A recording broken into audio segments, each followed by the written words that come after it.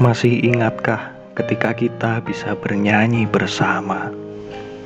Masih ingatkah ketika kita bersekutu bersama? Ketika tawa tak terpisahkan jarak? Ketika semarak memuji Tuhan membara? Ketika persekutuan terasa begitu hangat? Ketika bisa berkumpul dalam satu ruangan, bahkan ekspresi gembira diungkapkan tanpa batas. Dulu kita belajar bersama. Dulu kita merayakan sukacita bersama. Tersenyum bersama sahabat. Berbagi suka dan duka bersama sahabat. Anak-anak pun tersenyum bersama. Hasrat muda pun tercurah dalam kebersamaan. Tapi sekarang, suara terhalang oleh masker. Gedung gereja pun terasa sangat sunyi. Saat ini kita berjuang untuk saling menjaga. Bapak Ibu yang terkasih dalam Yesus Kristus, Roma 5 ayat 3 sampai dengan 5 berbunyi demikian. Dan bukan hanya itu saja, kita malah bermegah juga dalam kesengsaraan kita, karena kita tahu bahwa kesengsaraan itu menimbulkan ketekunan, dan ketekunan menimbulkan tahan uji, dan tahan uji menimbulkan pengharapan. Dan pengharapan tidak mengecewakan, karena kasih Allah telah dicurahkan di dalam hati kita oleh Roh Kudus yang telah dikaruniakan kepada kita. Bapak Ibu yang terkasih dalam Yesus Kristus, waktu terasa begitu cepat berlalu, tapi bisa juga waktu terasa begitu lama bergulir. Saat ini kita menghadapi pandemi, semua berubah. Semua berbeda. Dulu kita masih bisa berkumpul bersama.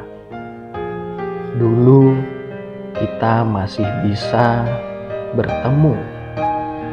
Dulu kita masih bisa tertawa tanpa terhalang jarak.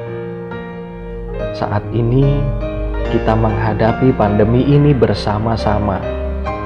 Saat ini kita belajar bahwa kita tidak bisa melawan kehendak Tuhan.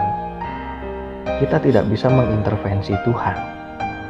Apa yang bisa kita lakukan di tengah-tengah masa pandemi ini? Mari sama-sama kita belajar dari Paulus. Paulus memberikan nasihat kepada jemaat di Roma. Nasihat seperti apa? Paulus memberitahu jemaat di Roma agar bisa bertahan di dalam segala situasi. Bahkan, Paulus juga mengingatkan supaya jemaat di Roma memiliki pengharapan. Dari mana pengharapan itu bisa muncul? Pengharapan muncul dari ketekunan kita. Bapak Ibu yang terkasih dalam Yesus Kristus, bagaimana caranya kita dapat bertekun di masa pandemi ini?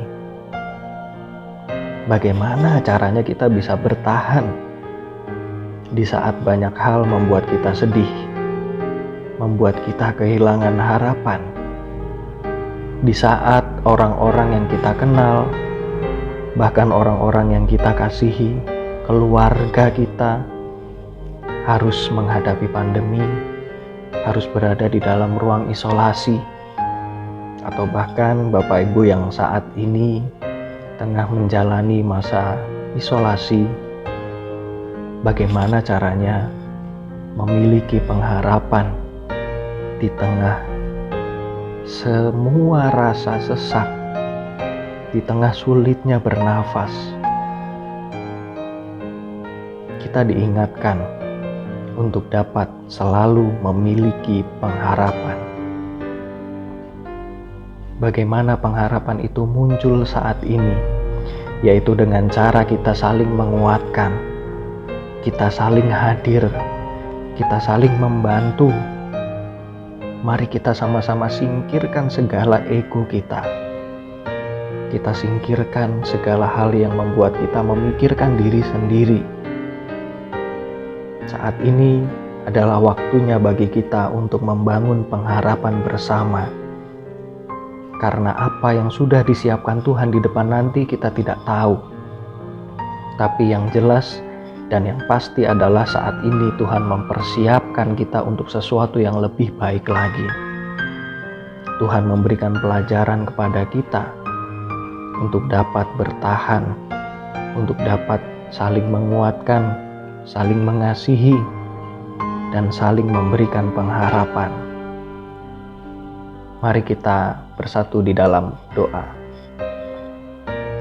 Ya Bapa, ajar kami untuk dapat memiliki pengharapan di tengah keterpurukan kami, di tengah rasa takut, rasa khawatir dan cemas kami. Kami ingin datang kepadamu Tuhan, dan kami percaya Engkau memberikan pertolongan serta kekuatan.